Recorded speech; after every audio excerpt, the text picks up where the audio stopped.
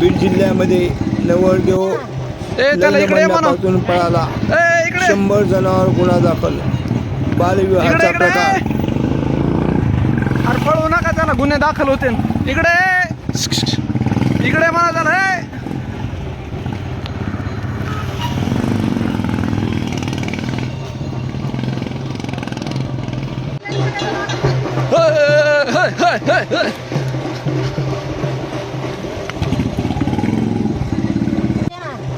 त्याला इकडे म्हणा. इकडे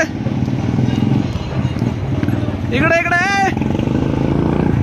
अरे पळवू नका त्याला, गुन्हे दाखल होते. इकडे